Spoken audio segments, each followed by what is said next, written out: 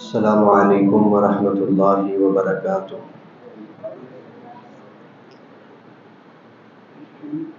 ان الحمد للہ نحمده ونستعینه ونستغفره ونعوذ باللہ من شرور انفسنا ومن سیئات اعمالنا، من يهده الله فلا مضل له ومن يضلله فلا هادي له، وأشهد أن لا إله إلا الله وحده لا شريك له، وأشهد أن محمدا عبده ورسوله. أما بعد فإن خير الحديث كتاب الله، وخير الهدي هدي محمد صلى الله عليه وسلم، وشر الأمور محدثاتها وكل محدثة بدعة وكل بدعة ضلالة وكل ضلالة في النار. يا أيها الذين آمنوا اتقوا الله حق تقاته ولا تموتن إلا وأنتم مسلمون. يا أيها الناس اتقوا ربكم الذي خلقكم من نفس واحدة وخلق منها زوجها وبث منهما رجالا كثيرا ونساء، واتقوا الله الذي تساءلون به والأرحام إن الله كان عليكم رقيبا. يا أيها الذين آمنوا اتقوا الله وقولوا قولا سديدا يصلح لكم أعمالكم ويغفر لكم ذنوبكم، ومن يطع الله ورسوله فقد فاز فوزا عظيما. إن الله وملائكته يصلون على النبي يا أيها الذين آمنوا صلوا عليه وسلموا تسليما. اللهم صل على محمد وعلى آل محمد كما صليت على إبراهيم وعلى آل إبراهيم إنك حميد مجيد. اللهم بارك على محمد وعلى آل محمد كما باركت على إبراهيم وعلى آل إبراهيم إنك حميد مجيد. اللهم انفعنا بما علمتنا وعلمنا ما ينفعنا وزدنا علما. رب اشرح لي صدري ويسر لي أمري واحلل عقدة من لساني يفقهوا قولي. رب أوزعني أن أشكر نعمتك التي أنعمت علي وعلى والدي، وأن أعمل صالحا ترضاه، وأصلح لي في ذريتي إني تبت إليك وإني من المسلمين. سبحانك لا علم لنا إلا ما علمتنا إنك أنت العليم الحكيم. صدق اللہ العظیم. ہر قسم کی حمد و ثنا صرف اور صرف اللہ وحدہ لا شریک کی پاک ذات کے لیے ہے، جو ذات خالق کائنات، مالک کائنات، رب العالمین، داتا گنج بخش مجھے اور آپ کو پالنے والا ہے. درود و سلام امام الانبیاء، سید الانبیاء، امام الرسل، میرے اور آپ کے پیر احمد مجتبی محمد مصطفیٰ صلی اللہ علیہ وآلہ واصحابہ وسلم کی ذات اقدس کے لیے بخشش اور رحمت کی دعائیں صحابہ کرام رضوان اللہ علیہم اجمعین، اہل بیت، تابعین اعظام، اولیاء کرام، ائمہ، سلف صالحین کے لیے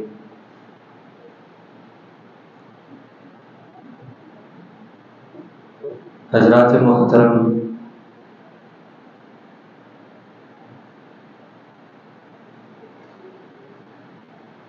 اللہ ذوالجلال نے حضرت آدم علیہ السلام سے لے کر کے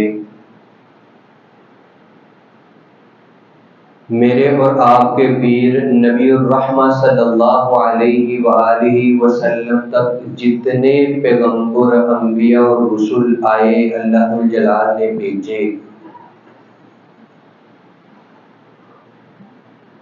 چاہے اگرچہ ان کا قرآن کریم میں ذکر ہے یا نہیں بھی ہے،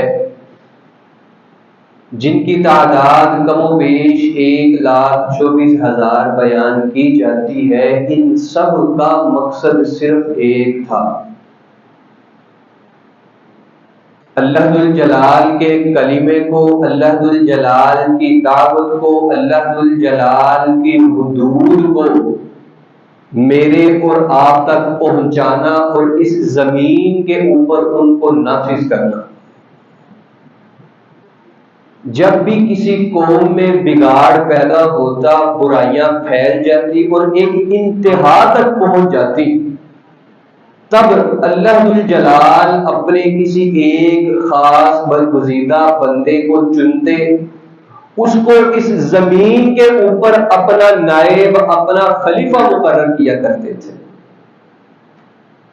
اور جتنے انبیاء اور رسول اللہ ذوالجلال نے اس زمین کے اوپر بھیجے، ان کے متعلق اللہ ذوالجلال فرماتے ہیں تِلْكَ الرُّسُلُ فَضَّلْنَا بَعْضَهُمْ عَلَىٰ بَعْضٍ، کہ ہم نے ان سب پیغمبروں میں سے بعض کو بعض کے اوپر فضیلت، فوقیت، برتری دی ہے۔ سب کا مقام، مرتبہ اللہ ذوالجلال کے نزدیک ایک جیسا نہیں ہے۔ ان انبیاء اور رسول میں سے اللہ ذوالجلال کے قریب ترین جو انبیاء تھے، ان میں سے ایک شخصیت حضرت وہ بھی ہے جن کا تذکرہ کرنا، جن کی سیرت زندگی بیان کرنا آج مقصود ہے۔ ان کا نام نامی، اسم گرامی جناب ابراہیم علیہ السلام۔ یہ اللہ ذوالجلال کے کتنے نزدیک تھے؟ اللہ ذوالجلال کا ان کے ساتھ ایک بندہ اور رب ہونے کے علاوہ کیا رشتہ تھا؟ اللہ اکبر! قرآن کریم کی اس آیت سے آپ اندازہ لگا سکتے ہیں۔ اس آیت کو بیان کرنے سے پہلے میں اپنی اس دنیاوی زندگی کا، اس معاشرے کا ایک اصول بیان کرتا ہوں۔ آپ میرے ساتھ کسی محفل میں جاتے ہیں، دعوت میں جاتے ہیں، یا میں آپ کے ساتھ جاتا ہوں، ہم اپنا تعارف کرواتے ہیں، یہ میرے فلان، یہ میرے امام صاحب ہے، یہ میرے خطیب ہے، یہ میرے ماموں کے بیٹے، یہ میرے چچے صاحب بھائی ہیں، یہ بڑے پیارے دوست ہیں۔ جس قسم کا رشتہ ہو اس قسم کا تعارف کرواتے ہیں، کس کو؟ اس میزبان کو۔ لیکن اللہ ذوالجلال نے اس قرآن کے ذریعے سے جناب ابراہیم علیہ السلام کا تعارف صرف مجھے اور آپ کو نہیں کروایا، بلکہ تا قیامت تک آنے والے ہر اس شخص کے لیے بتایا کیا؟ وَاتَّخَذَ اللَّهُ إِبْرَاهِيمَ خَلِيلًا۔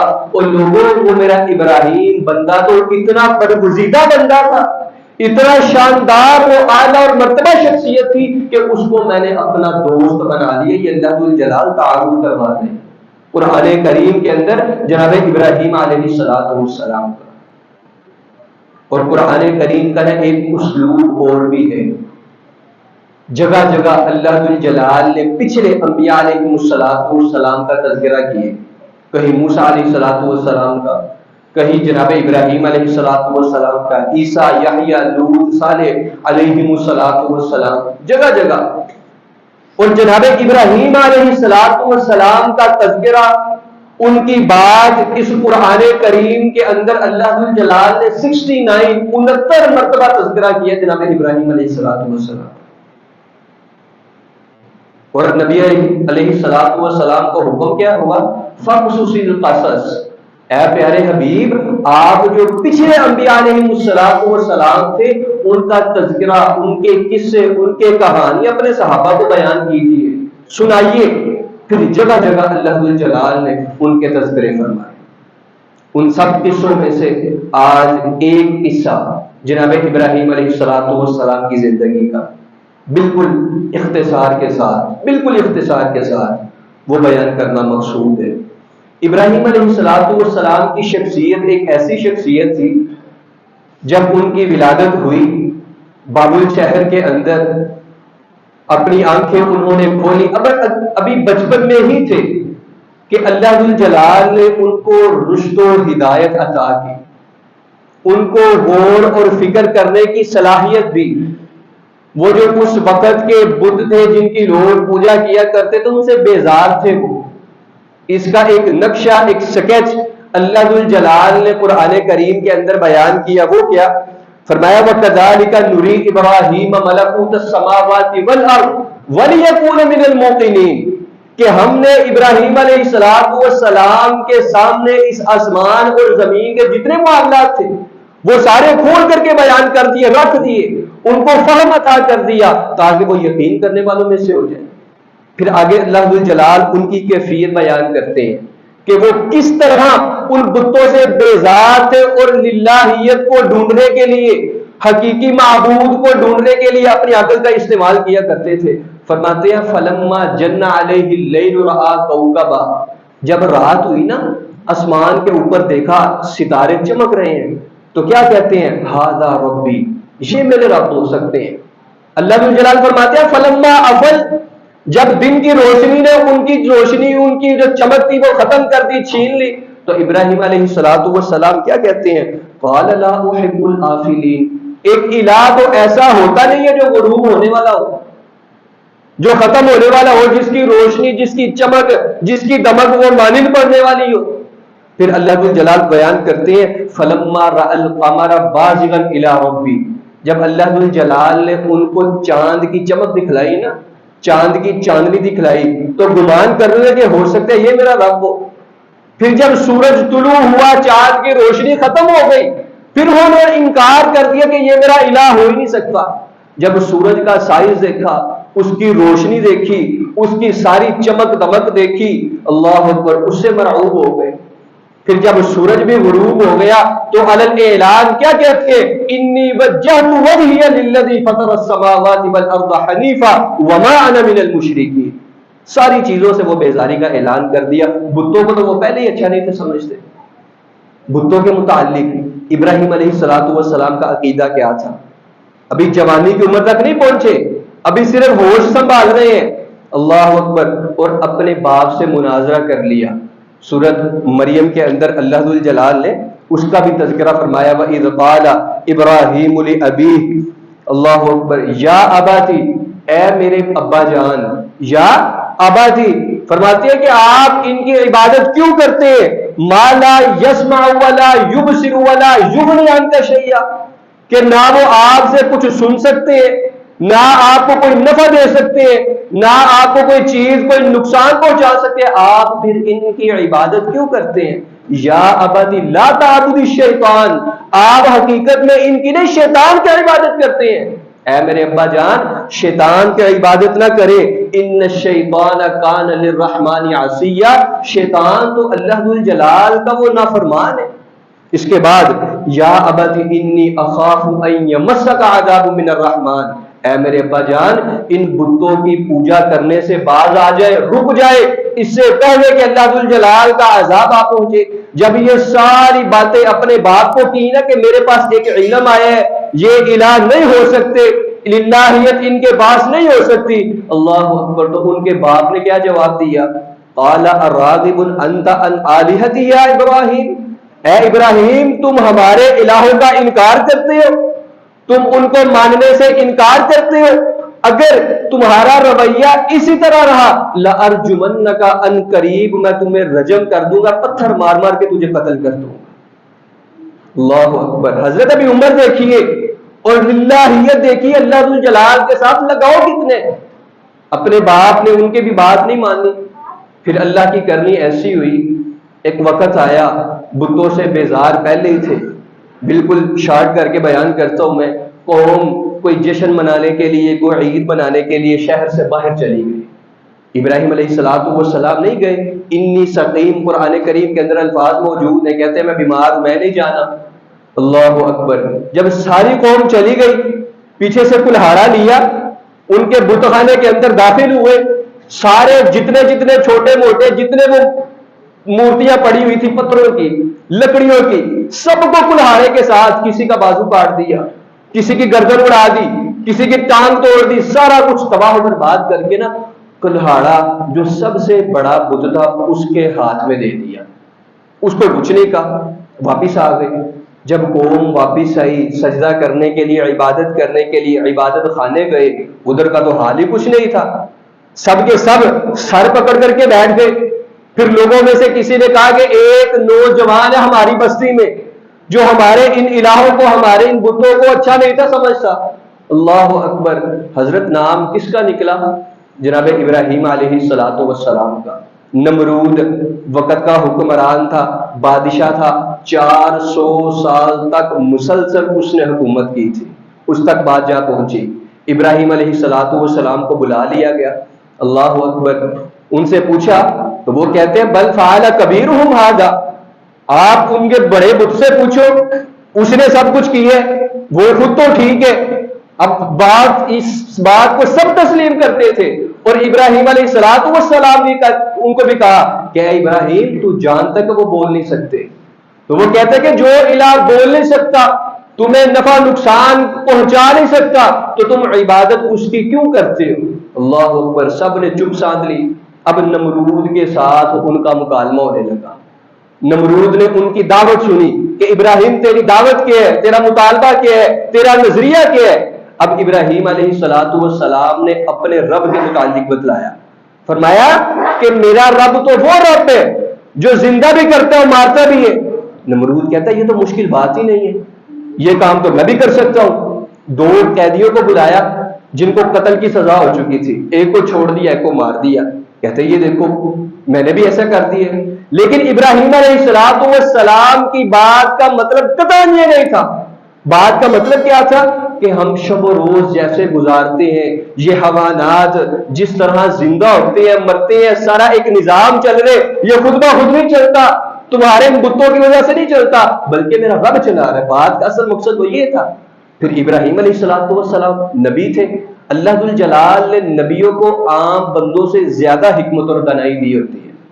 کیا کہتے ہیں؟ میرا رب تو وہ ہے فأت بہا من المشرق، جو مشرق سے سورج کو طلوع کرتے ہیں، تو کیا کر، تو فأت بہا من المغرب، تو سورج کو مغرب سے لے جا۔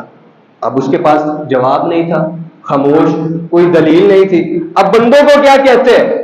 یہ حضرت آج کے ظلم کی بھی روایت اس طرح موجود ہے، جب ظالم بندہ، ظلم کرنے والا بندہ طاقت میں ہوتے، اس کے پاس عہدہ ہوتا ہے، اختیار ہوتا ہے، جب دلیل ختم ہو جاتی ہے نا پھر وہ بندہ سرکشی پہ اترتا ہے۔ جب بات تسلیم نہیں کرنی، پاس عہدہ بھی موجود ہے، روپیہ پیسہ بھی موجود ہے، شہرت بھی ہے، بندے دی نک نہیں رہندی، حضرت پھر وہ بندہ بات تسلیم نہیں کرتا، پھر وہ بندہ سرکشی پہ اترتا ہے، اس کو تکلیف ایذا پہنچاتا ہے، کیونکہ دلیل تو پاس ہے نہیں۔ اللہ اکبر، ابراہیم علیہ السلام کے ساتھ بھی یہی معاملہ ہوا۔ جب نمرود کے پاس دلیل نہیں تھی تو کیا کہتے ہیں؟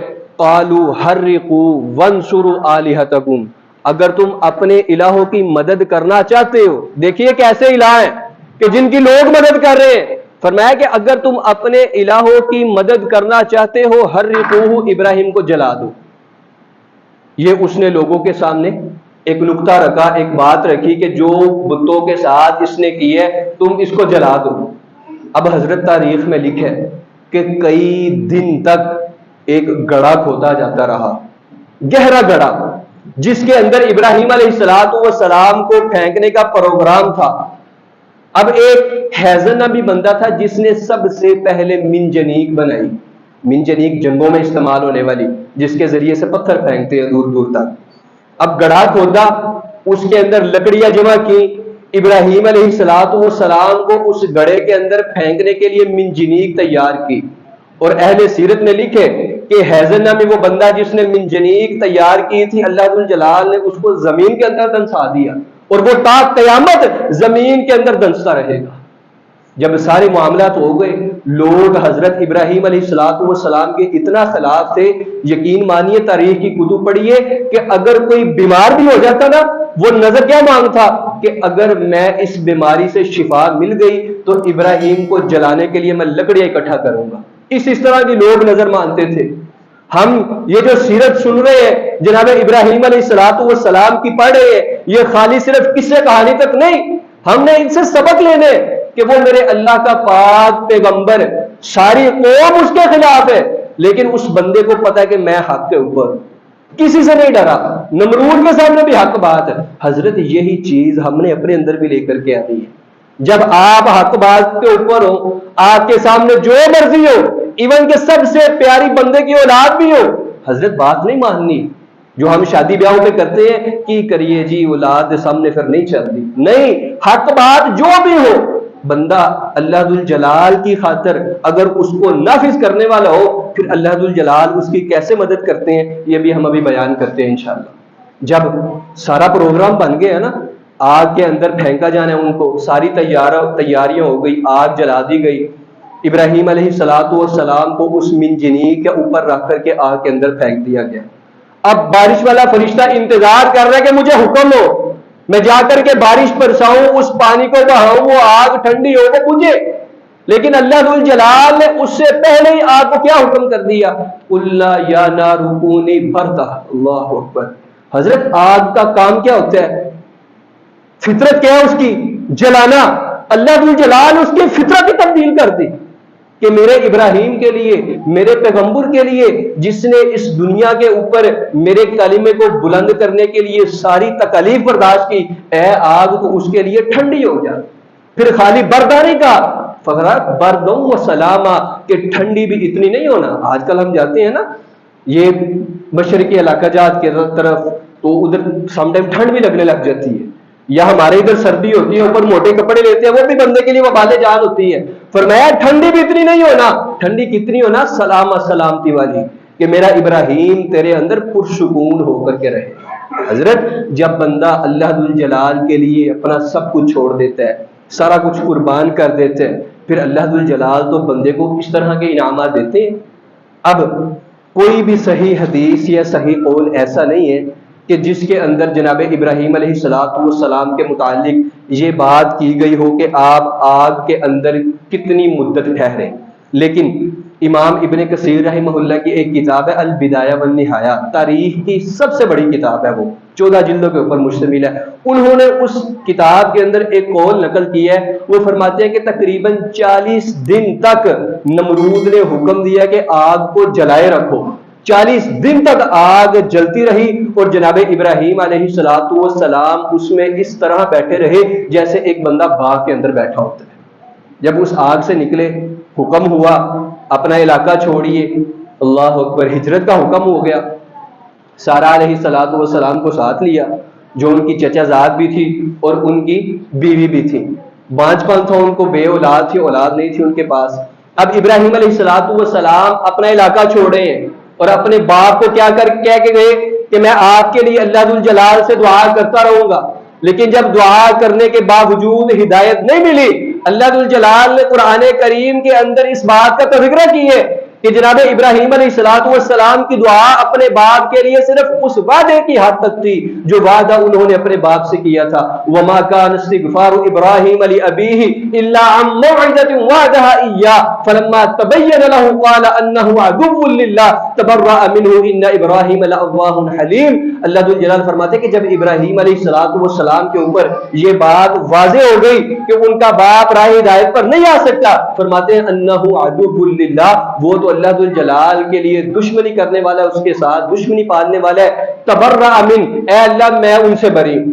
اللہ ذوالجلال کیا فرماتے ہیں؟ ان ابراہیم لأواہ حلیم، کہ میرا وہ پیارا بندہ واقعی بڑا بردبار، بڑا حوصلے والا، بڑا ہمت اور حلم والا تھا۔ جب گئے نبی علیہ السلام ان کے متعلق فرماتے ہیں، اندر یہ بھی بات ایڈ کرتا چلوں کہ کل قیامت کا دن ہوگا نا، تو جناب ابراہیم علیہ السلام کے سامنے ان کے باپ کو لایا جائے گا، جس کا چہرہ سیاہ ہوگا اور ان کو کہیں گے کہ میں نے اس دنیا کے اندر آپ کو کہا تھا میری بات کو تسلیم کریں، آپ نے انکار کیا، تو وہ آگے سے کہے گا کہ آج میں تیری بات کو تسلیم کرتا ہوں۔ تو جناب ابراہیم علیہ السلام اللہ ذو الجلال سے مخاطب ہو کر کہیں گے اے اللہ تو نے مجھ سے وعدہ کیا تھا تو مجھے اپنی رحمت سے دور نہیں کرے گا، لیکن آج میرے لیے اس سے بڑھ کر کیا ہو سکتا ہے کہ میرا باپ میری آنکھوں کے سامنے جہنم میں جائے گا۔ لیکن اللہ ذو الجلال کا اصول نہیں بدلنے والا، فرمایا کہ ابراہیم ہر کافر وہ جہنم میں جانے والا ہے۔ ساتھ ہی اللہ ذو الجلال فرمائیں گے اپنے قدموں میں دیکھیے، وہ قدموں میں دیکھیں گے نبی علیہ السلام نے فرمایا ایک بجو نما شخص وہ نظر آئے گا، اللہ ذو الجلال اس کے متعلق حکم دیں گے، اس کی ٹانگوں سے پکڑ کر کے اس کو جہنم کے اندر پھینک دیا جائے گا۔ اللہ اکبر۔ جب ابراہیم علیہ السلام اپنے علاقے سے نکلے نا، سارا علیہ السلام کو ساتھ لیا، ملک شام کی طرف گئے۔ وہاں کا ایک علاقہ تھا غالباً حران کے نام سے، حران اس کا نام تھا علاقے کا، اس کا ایک بادشاہ بھی تھا۔ اللہ اکبر۔ اس بادشاہ کو کسی نے خبر دی کہ ابراہیم نامی ایک شخص آپ کے علاقے میں آیا ہے، اس کے ساتھ ایک عورت بھی ہے، بڑی خوبصورت ہے۔ اس ہجرت کے دوران جو اپنے علاقے کو چھوڑا تھا، شہر بابل کو چھوڑا تھا، ایک دعا مانگی تھی ابراہیم علیہ السلام نے۔ اب اللہ ذو الجلال اس دعا کی تکمیل کے لیے دعا کیا تھی؟ رب ہب لی من الصالحین، اے اللہ اولاد نہیں ہے، اتنا ٹائم ہو گیا ہے، مجھے نیک اور صالح اولاد عطا فرما۔ حضرت اس کے اندر بھی ہمارے لیے سبق ہے۔ ایک تو ساری میڈیسن دوائیاں اپنی جگہ، اللہ ذو الجلال کے سامنے دعاؤں والا ہاتھ کبھی نیچے نہیں کرنا چاہیے۔ دوسرا خالی اولاد نہیں مانگنی چاہیے، ربی حبلی کے الفاظ نہیں ہے، ربی حبلی من الصالحین، اے اللہ اولاد بھی دینا اور نیک اولاد بھی دینا۔ اور نیک کس طرح تھی؟ اللہ اکبر، یہ بھی انشاءاللہ بیان کریں گے کہ اللہ ذو الجلال نے کس طرح پھر ان کو نیک اولاد دی۔ جب اس علاقے کی طرف گئے، بادشاہ کے دماغ کے اندر کسی نے بات ڈالی کہ ابراہیم نامی ایک شخص آیا ہے، اس کے ساتھ عورت بھی ہے، بڑی خوبصورت ہے۔ تاریخ کی کتابوں میں لکھا ہے کہ اما حوا جو حضرت آدم علیہ السلام کی بیوی تھی، ان کے بعد سے لے کر کے حضرت سارہ تک کوئی بھی عورت ایسی نہیں تھی جو سارہ علیہ السلام سے زیادہ خوبصورت تھی۔ تو جب ابراہیم علیہ السلام کو بلایا گیا، پوچھا کہ یہ عورت کون ہے، تو اس کے سامنے کہتے ہیں یہ میری بہن ہے۔ جب واپس آئے تو سارہ علیہ السلام کو کیا کہتے ہیں کہ میں اور تو اس زمین کے اوپر ہم دو مومن ہیں، انما المؤمنون اخوہ۔ قرآن کریم کے اندر بھی اللہ ذو الجلال نے فرمایا کہ مومن آپس کے اندر بہن بھائی۔ فرمایا اس رشتے کو مد نظر رکھتے ہوئے میں نے تجھے بہن کہا ہے اندر، اسے مجھے جھٹلانا مت۔ جب اس بادشاہ نے بولا کہ اس کو اندر بھیجیے، ابراہیم علیہ السلام نے اندر بھیجا۔ جب سارے وہ لمبا قصہ، بری نظر، برا رویہ، حضرت انہوں نے اللہ ذو الجلال سے دعا کی۔ اللہ ذو الجلال سے جب وہ دعا کرتی وہ بادشاہ جھگڑا جاتا، پھر وہ کہتا کہ میں اب یہ کام دوبارہ نہیں کروں گا، تمہارے پاس دوبارہ نہیں آؤں گا۔ اللہ ذو الجلال سے دعا کرتی، وہ پھر آزاد ہو جاتا۔ 3 دفعہ حضرت یہ معاملہ ہوا۔ پھر وہ اپنے حواریوں کو، اپنے جو ساتھی تھے ان کو کیا کہتے ہیں کہ تم میرے پاس کسی شخص کو نہیں لے گئے بلکہ یہ تو ایک جن ہے۔ اس نے آزاد بھی کر دیا اور اس کے ساتھ ہدیہ بھی دیا۔ وہ کیا؟ اما ہاجرہ علیہ السلام کو بطور تحفہ اما جی سارہ علیہ السلام کو دیا۔ جب وہ واپس آئیں ابراہیم علیہ السلام کے پاس، اما جی ہاجرہ وہ ان کے ساتھ تھی، ان کی لونڈی تھی۔ تو حضرت سارہ علیہ السلام کیا کہتی ہیں کہ ہماری شادی کو تو اتنا وقت ہو گیا، اولاد بھی نہیں ہے، یہ میری لونڈی ہے، میری غلام ہے، اس کو میں آپ کو دیتی ہوں، آپ کی ملکیت ہے، آپ اس کے پاس جائیں، ہو سکتا ہے اللہ ذو الجلال کچھ رحم کرے۔ دعا تو ابراہیم علیہ السلام نے پہلے کی تھی، ربی حب لی من الصالحین۔ جب ابراہیم علیہ السلام ان کے پاس گئے، اللہ ذو الجلال نے پریگننسی کی، حاملہ ہوئی، اور ان کے بدن میں سے، ان کے جسم میں سے حضرت اسماعیل علیہ السلام جیسا ایک خوبصورت بیٹا اللہ ذو الجلال نے ابراہیم علیہ السلام کو دیا۔ حضرت نعمت ملی، اور نعمت ملنے کے بعد ان کا رویہ کیا تھا؟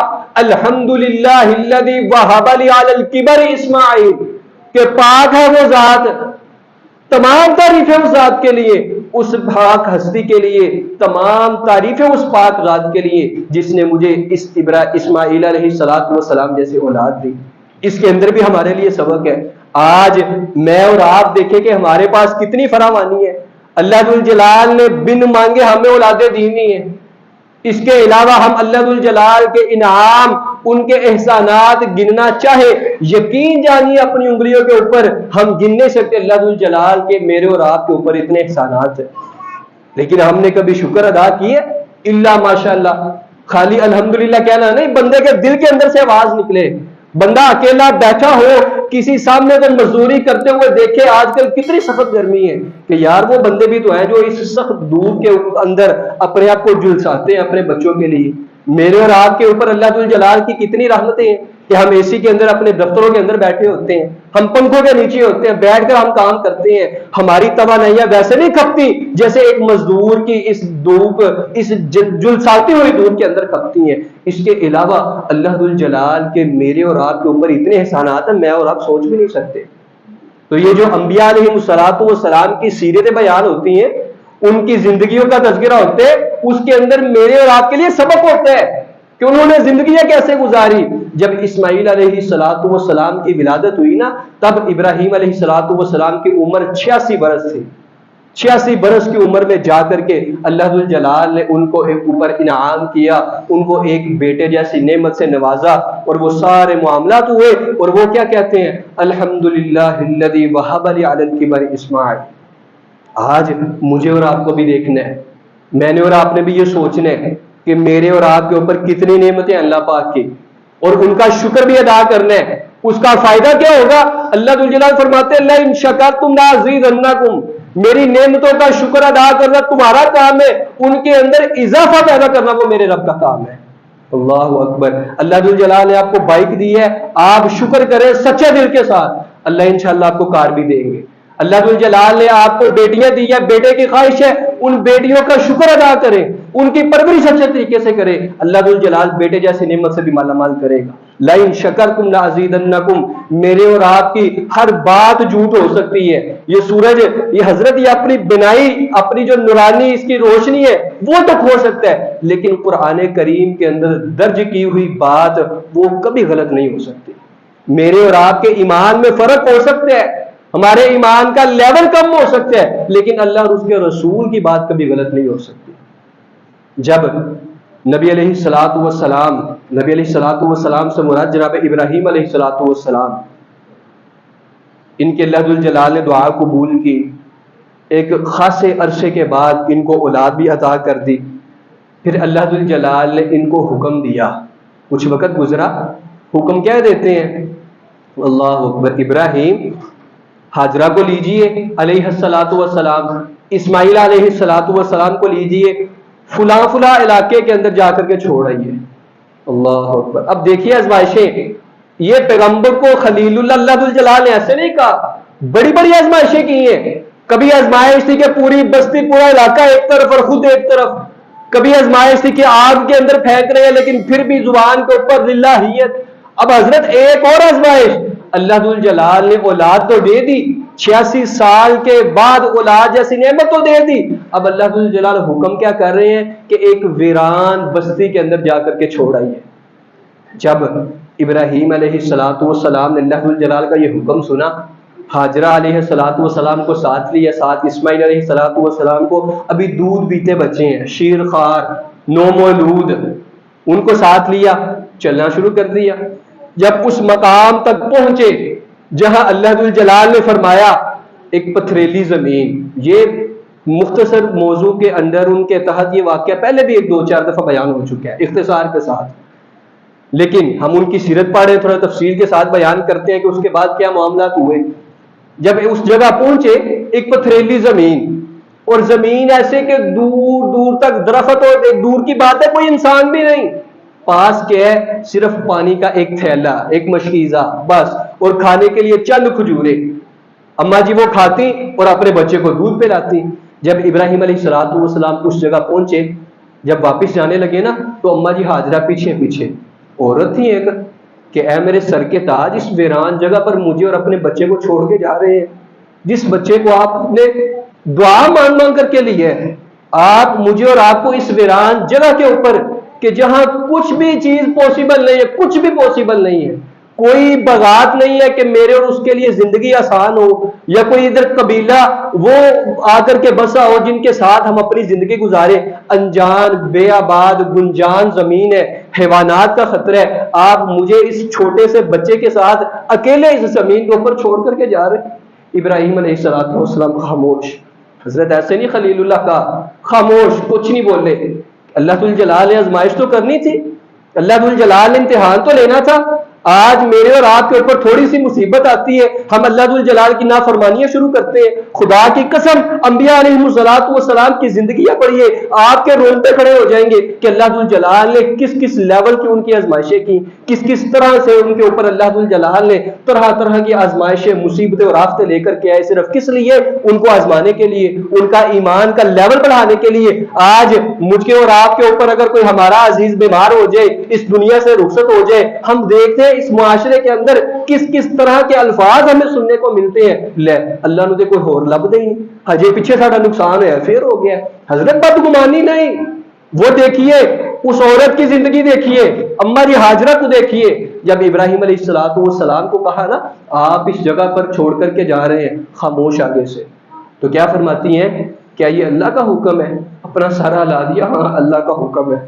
اللہ اکبر، ان کے الفاظ دیکھیے، خدا کی قسم ہم صرف ان الفاظ کے اوپر عمل کر لیں نا تو ہماری زندگی کی آدھی سے زیادہ ٹینشنیں ختم ہو جائیں۔ کیا کہتی ہیں؟ سامنے کچھ بھی نظر نہیں آ رہا، امپوسیبل ہے، کچھ بھی پوسیبل نہیں ہے، پھر بھی کیا کہتی ہیں؟ اچھا اگر اللہ کا حکم ہے اذ لا یزیعنا، پھر میرا ایمان ہے اس بات کے اوپر، میرا گمان ہے اس ذات کے متعلق، اگر اس کے حکم سے آپ ہمیں چھوڑ کر کے جا رہے ہیں پھر وہ ہمیں کبھی ضائع نہیں کرے گا۔ اللہ، کتنی بڑی بات کہہ دیں کہ سامنے کچھ بھی نظر نہیں تھا رہا، لیکن اللہ ذو الجلال کے اوپر ایمان تھا، گمان اس طرح کا تھا۔ یہ بھی ہمارے لیے ایک سبق ہے کہ ہم جن کی زندگیاں پڑھ اور سن رہے ہیں ان کا ایمان کس لیول کا تھا۔ اگر اللہ ذو الجلال ان کے اوپر کوئی آفات، کوئی مصیبتیں بھیجتے تھے تو آگے سے ان کا رویہ کیا ہوا کرتا تھا، اور میرا اور آپ کا رویہ کیا ہے؟ اما یہ حاجرہ کیا کہتی ہیں؟ اذ لا یزیعنا، اگر اللہ ذو الجلال نے آپ کو حکم دیا ہے پھر میرا اس بات پر ایمان ہے کہ وہ ہمیں کبھی ضائع نہیں کرے گا۔ اس کے بعد وہ سارا معاملہ ہوا جب پانی ختم ہوا اور آب زمزم ایک فرشتے نے پر مارا، وہ ہم انشاءاللہ اگلی گفتگو کے اندر پڑھے اور سنیں گے۔ اللہ ذو الجلال ہمیں اس پاک شخصیت، پاک ذات جس کی زندگی کے متعلق ہم پڑھ اور سن رہے ہیں، اللہ ذو الجلال ان سے حاصل کردہ جو اسباق ہے ان کو اپنی زندگی کے اندر اپنانے کی توفیق عطا فرمائے، اپنے بچوں کی ویسی تربیت کرنے کی توفیق عطا فرمائے جیسی ہم آئندہ سنیں کہ جناب ابراہیم علیہ السلام نے اسماعیل علیہ السلام نے کی تھی۔ اللہ میری اور آپ کی دنیا بھی بہتر بنائے اور آخرت بھی سنوار دے۔ وما علینا الا البلاغ المبین۔